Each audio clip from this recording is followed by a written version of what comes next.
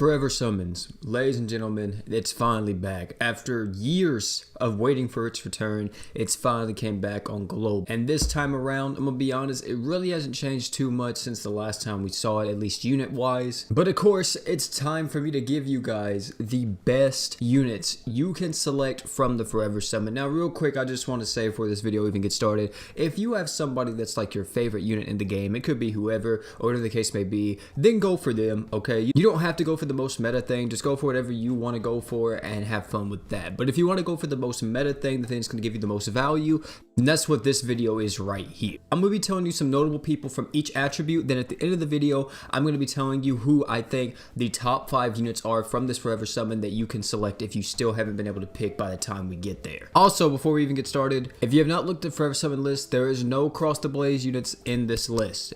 There's no Juno, there's no Darkfin, no Forte, no Darkane, nothing like that. If you're planning on going for them, hate to break it to you, you can't because they're not even in the pool. Now, moving on to the blazing boys and girls, these juicy fire units. The 2 units that I extremely recommend for this list is none other than the Burwicks. We have Mage Burwick, the original Burwick. This man is one of the top 5 units in the entire game. He's insane, does tons of damage. You need Art Gauge, he got you. You need damage buffing, he has you. You need a straight pure damage dealer, guess what, he's that too. He's just an amazing unit. He can do so much for your team. Literally a staple in any mono fire team comp and a staple just in any universal team comp whatsoever. You can always use him no matter what. You can always fit him in your team majority of the time, unless like you're doing ultra lucky events, but I don't really count those because those are more gimmick stages than actual stages, you know what I mean? And then next is our boy Swick. The man Burwick threw down the mage, decided to be a weeb and pick up the katana and start slashing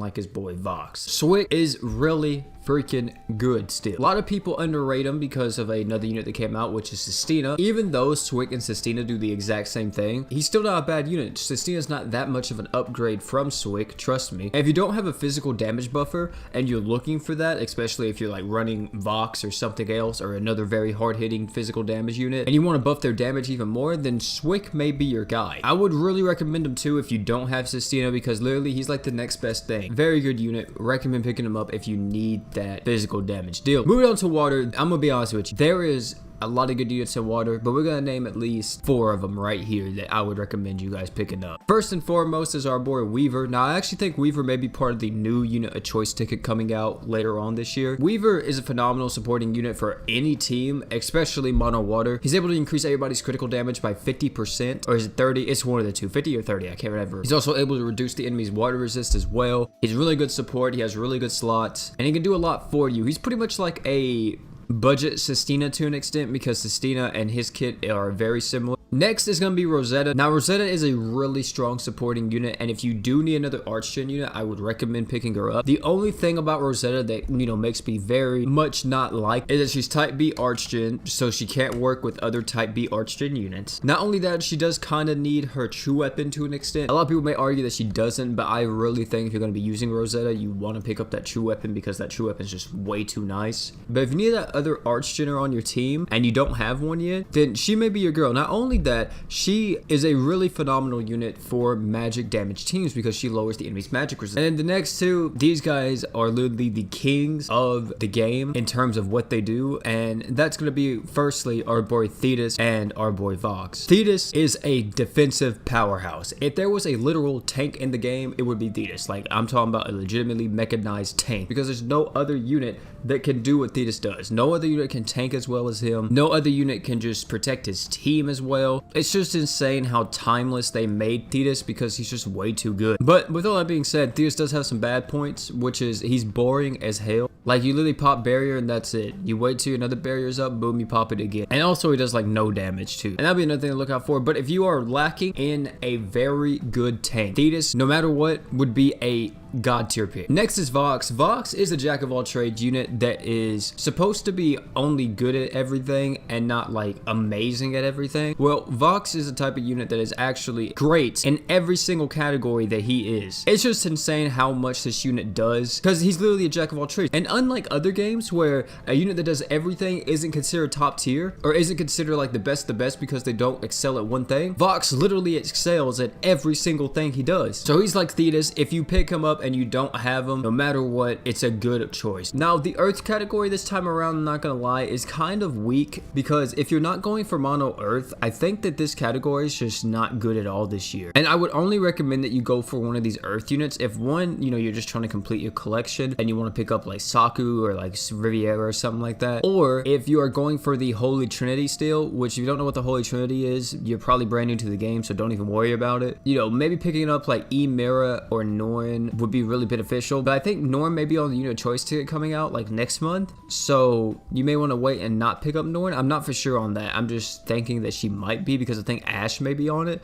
So if Ashe is on it, definitely Norn will be. When it comes to Earth, I really wouldn't recommend anybody apart from like Sakura Mira, I guess, and only do this if you want like a mono Earth team. Apart from that, I think you can literally avoid the Earth category altogether. Moving on to the light category, unfortunately our girl Juno is not here, but there is a unit that I do want to recommend from the light category that I think is more of a niche unit, but he can definitely help you if you need that niche field or you just want to play around with like 100% defense ignore, and that's gonna be our boy Daki. Daki, really good support, very good like sub attacker in the sense that he's gonna be able to give light and dark units 60% damage up, 100% defense ignore to all allies, and he's really freaking good in a lot of different situations like mines, raids, ultra luck events. There's a lot of situations where you can put in Daki if you can't crit the boss, and Daki can, you know, make it to where you don't even need a crit, you're ignoring defense already. Yeah, definitely Daki's the only one that's like worthy of everyone on this list. The only other person that I would say is like a runner up, I wouldn't even like put as a contender, is Platina if you need a breaker. And then the dark units, which is also pretty freaking weak, I want to say. This time around, the dark attribute Forever Summon is not too great just because Commander Forte, Dark Kayn, nor Dark Finn is in